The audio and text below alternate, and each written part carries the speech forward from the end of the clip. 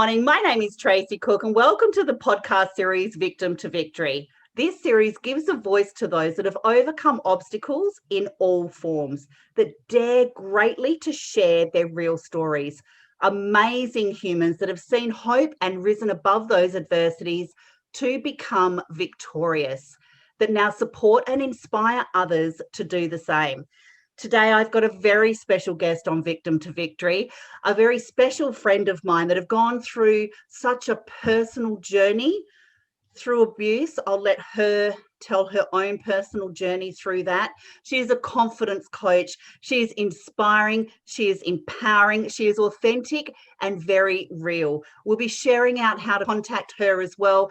Her name, she's a beautiful human that is changing the world, is Dana McCurdy. Thank you for joining us on Victim to Victory today. Thank you so much for having me, Tracy. I appreciate you. You build me up so nicely. You're welcome, darling, and you are all deserving of it. Now, I know today is going to be tough sharing your story, and thank you very much for being so brave. Let our audience get to know you. About your story, who you are and where it all starts, Dana. Well, I am a married mama of two. I have two little girls who are 6 and 8 years old. And my story is that I was sexually abused by my older brother when I was just about my oldest daughter's age. And that kind of led into a lot of other things that happened in my life. But my older brother had kind of always been abusive of me from the time that I was born. He was kind of beating on me constantly, and it would be like, my parents' full-time job to try and keep him from killing me, I guess you could say. And then the sexual abuse happened when I was 9-ish years old. And from there, I think it just really kind of destroyed my self-confidence, my self-worth, what I thought of myself. I mean, if your family, who is supposed to love you more than anything and take care of you and protect you, would treat you this way, you can start to make up some stories about what you're worth and things like that. So as I got older and I became a teenager, I kind of started looking for the wrong kind of attention. I was raped when I was 19 years old. Also something that I never told anyone, never told my parents about my childhood abuse, never told anyone, said that I would take it to my grave. And then fast forward, I just got myself into more relationships that were abusive up until I met my now husband.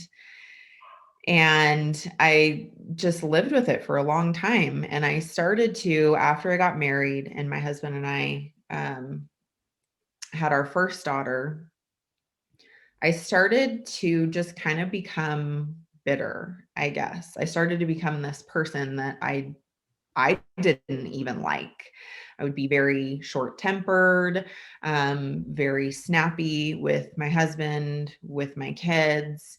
And I mean, things would come out of my mouth and even I would be like, what in the world, And I basically was just angry all the time, but I couldn't really tell you why,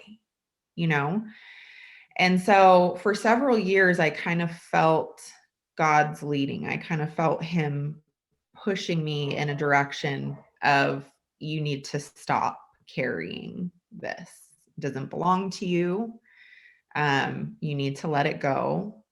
And so he just pushed and pushed. And then it was a little over 4 years ago, I was having a conversation with a good friend of mine who had also been sexually abused as a child. And it was almost kind of like she could see it on me.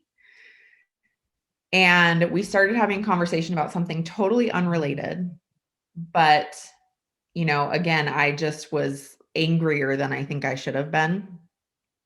And somehow the subject of my brother came up, and she's the only person that ever asked me the question point blank. anybody else could ask me about my family or about my brother or whatever, and I could kind of skirt around the answer and, why I didn't have a relationship with my brother and things like that, and just make things up. And people would be like, oh, okay, well, she's the only person that I feel like saw it completely and asked me the question point blank. And it was like, as soon as she asked me the question, it was done. And I shook my head and I started bawling and I told her what happened. And she encouraged me to tell my husband, which was very rough. So I told my husband, and then after telling him, we told my parents, and it's been just a very tumultuous road, I will say. Unfortunately, my parents didn't take that information very well. We've been estranged for several years now. My dad has kind of started to come around. We've kind of started to repair our relationship a little bit. My mom, that's a harder one. But it's been rough, at least on the relationship with them, but I have been so much more free. I've been a better mom. I've been a better wife, been a better person in general. Just learning how to let all of that go, hand it over to God where it belongs, and really heal from all of that pain and those stories that I had solidified in my head of, who I was and what I was worth and things like that. Were you feeling a lot of shame for something Yes. that wasn't even your fault? Yes, I did. And there's kind of a dynamic that goes with that. My brother was kind of a train wreck. He still is a train wreck. He just was always in trouble, always making bad decisions. Basically, he was the bad kid. And I felt, even at a very young age, that it was my responsibility to be the good kid, to get straight A's, to have it all together, I'm the first person in my family that graduated from college, and I did it on my own. And, I had to do all the things right so that I could make my parents happy, because he was always making everyone miserable. And so, I felt like if anybody knew this, if anybody found this out, that, I wouldn't be the good one anymore, or they would think differently of me, or they would think badly of me, all of those things, a lot of guilt, a lot of shame that didn't belong to me. Did that lead to a lot of self-sabotaging? Yes, absolutely. It led to unhealthy relationships, unhealthy dating relationships, because I started to form this story that I felt like that's what I deserved. I felt like I deserved a man who treated me badly. I deserved a man who beat me. I deserved, to be abused. Did your parents, and only answer if you feel like it, Dana, because this is hard. I've been through very similar, almost identical with my parents. And do you think that parents are a bit in denial, or it's just too unfathomable, or they feel guilty because they weren't paying attention as parents? What's your thoughts around that kind of situation when they're confronted with such a an epic thing that now they have to deal with as well?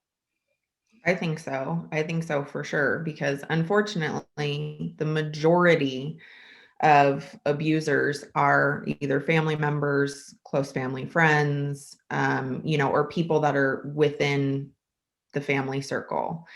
And so I think, at least for my parents, I can say my mom has had a very hard time. I think there's a pride issue there. I think she thinks that a finger has been pointed at her, and there hasn't been, of course. I've said from the beginning, I don't blame her, and, there's nothing to blame her for.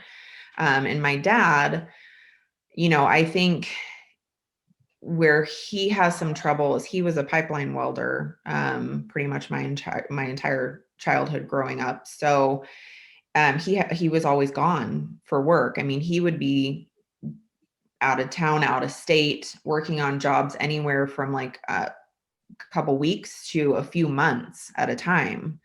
And so when we were little kids, and until I was a teenager, I think, before he got like, a regular desk job, he wasn't around a whole lot. And my mom was kind of, for all intents and purposes, a single mom handling, all of the craziness that we had going on. And so I think he feels guilty for not having been there enough, I think, to maybe, guide my older brother a little bit more, or just to be there to protect me. But yeah, I think there is. I think when you miss something that large, you feel like you should have done something differently, or you should have been paying more attention, or, it's natural, I think, for a lot of parents to feel that way, even if there wasn't really anything they could have done.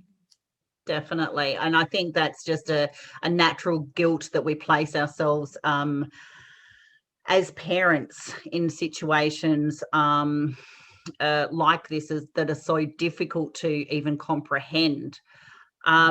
Where you're estranged from your family, how does that, you said that you've grown into your own true authentic self as a result of that, and you're mending that relationship with your father now. How did that news of your childhood, how elevating was it to be able to speak your truth and step into your story to release all of that pain so you can go forward and heal? I mean, just talk us through your emotions around that. I think it's it's so two-sided. It's interesting because obviously it was it was painful. It was hard to even get the words out of my mouth because I had never spoke them aloud ever to anyone, even to myself. And so to even say the words was really hard and painful. And then to, have the interaction that happened with my parents the way that it did at first was super painful. But at the same time, I felt like it was the first time I could breathe. I felt like, I felt safe. I felt like I finally didn't have to go to family functions where I might see him and have panic attacks the entire week, leading up to it. I felt like my husband would finally understand a lot of things that didn't really make sense to him before about me.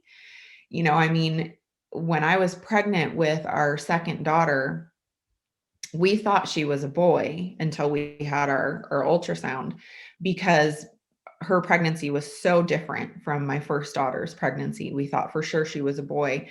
And so before we had our ultrasound, I had panic attacks regularly because I did not want my oldest daughter to have a brother. And that was because of what happened to me. But my husband didn't know that.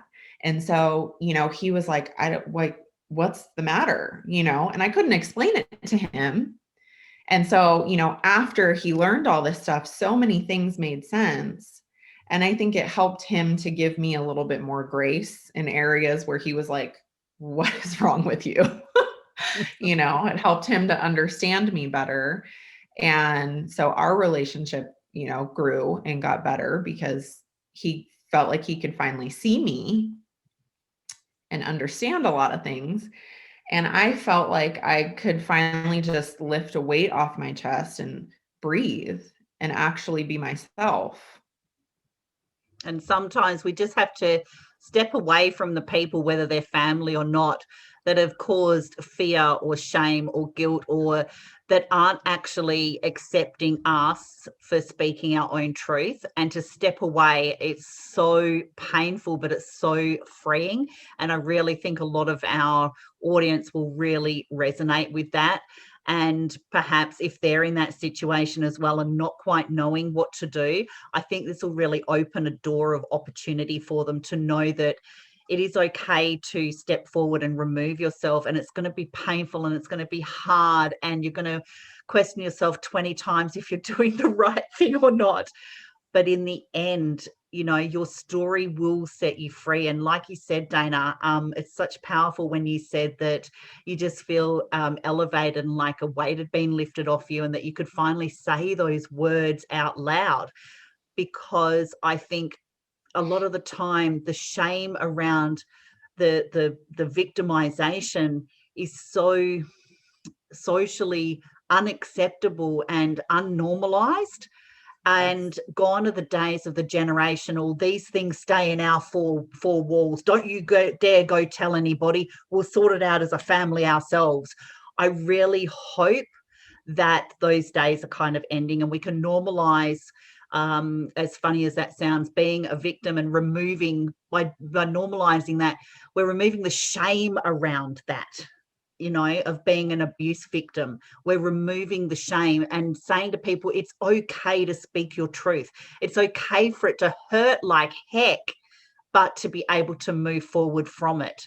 And if those people aren't serving you and loving on you and supporting you and encouraging you and seeing you, it is totally okay to step away and feel that pain, because that is true power and ownership of your own feelings. So I'm so proud that you've recognized and had that awareness to step forward and really step into it. So talk us through the journey after you've spoken your truth and you're feeling elevated, like a weight's been lifted off your shoulder. You're writing the next chapters of your book, Dana. How does that feel? What are the feelings around that? It's like, who am I now? Is that Yeah. right? Yeah, there is. Well, and I mean, that's one of the things that I definitely learned is that, especially if you've been living in it for a long time, there's a lot of identity that gets wrapped up in all of that. And so sometimes people will have a really hard time letting go of it. It's kind of almost like a control factor, but it becomes, well, this is my identity. This is who I know myself to be, carrying this weighted backpack everywhere I go that weighs 1,000,000 pounds. And I don't know who I am without it. Like, if I don't have that anymore, who am I, or who am I supposed to be? And that can be scary. And some people don't want to let go of that because it's almost more comfortable to keep carrying around that 1,000-pound backpack instead of just setting it down and, walking forward into, what God wants for you. So the biggest step, I think, was just learning how to take off the weight and set it down and say, it's not mine anymore, and be okay with the unknown that's going to come after, and really figuring out who I am without all of that garbage and being okay with it. And it took time. It took a lot of prayer. It took a lot of conversations with my husband, and it took a lot of conversations, with other people that have kind of, walked that road as well. And I mean, I went through counseling. I mean, I can't tell you how much counseling, we went through after all of this, which was helpful to a degree. And then I found NLP, which is what I do now as an NLP practitioner. And I was like, I can't believe I've never heard of this before. I don't know why more people don't know about this. I wish I could get back all of the hours and money that I spent on counseling, truthfully, because I mean, in like 2 sessions, I was a completely different person, and I can actually talk about what happened now without being emotional, without crying, without, being affected, basically. And that's a beautiful thing, to be able to be at a point where you can be that healed, where you can say, yes, this happened to me, or this is what happened,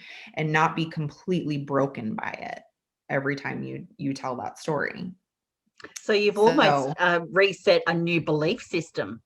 Yeah. And you've reset new core values as a result of NLP after taking off that heavy backpack, taking Yeah. off that weighted journey of abuse, putting it to the side and say, I'm no longer attached to you. Yeah. Now, what are my core values? What are my beliefs? And you've Yeah. had to reset and learn all of them almost again. It's like trying to walk again, right? Yeah, exactly. It is. And I mean, along with that comes a realization as you're walking through that road. I mean, I would just have internal checks occasionally and be like, okay, where am I? How am I feeling? Because occasionally my husband would ask questions like, well, have you talked to your dad in a while? Or like, he was kind of like probing, like, have they contacted you? Are you okay? Like, have they talked to you and stuff? And, before I found NLP, I just would block the phone number. I wouldn't answer if they did call because I just couldn't go there. I couldn't deal with it. It was too toxic. But after NLP and after setting all that down and stuff, I mean, I could pick up the phone if I wanted to pick up the phone. I could not pick up the phone if I didn't want to pick up the phone. If I was like, yeah, no, I just don't feel like doing that right now. But it wasn't, a weight. It didn't feel toxic. It didn't feel hard. But I would do these internal checks like, well, okay, Dana, how you doing? And I would come to the realization that like, I'm just a happier person when I'm not having to deal, with all of that. And I can focus on my family and my husband and, my internal circle. And so I think that's a hard thing people deal with, especially when it's family members. But it's okay to figure out where your happiness is and what and who affects that happiness, and just be, okay with finding exactly what those things are. What would be your top, say, 3 tips for personal development that really propelled you forward, that really helped you the most? What would your top 3 tips be? My top 3 tips would be faith. I'm extremely faith-based as a believer of Christ. So for me, number one was diving into the word, was prayer, was really understanding what God's intention for me is. Because before all of this, I felt like I'm too broken to be fixed. I'm too broken for God to love me. And so after I really dove into the word and really, really discovered that that was not at all the case and what God really wanted for me, that changed a lot. I think the second thing, as far as personal development goes, would be just researching and reading other people's stories and, kind of learning how they got through things and what was helpful for them. And third was, there's so many, I don't know if I can name 3. Third would be reading. I read a lot of books and, different perspectives and different angles, but a lot of the books that I read did have to do with NLP and the subconscious mind and kind of how to clear out the unnecessary gunk.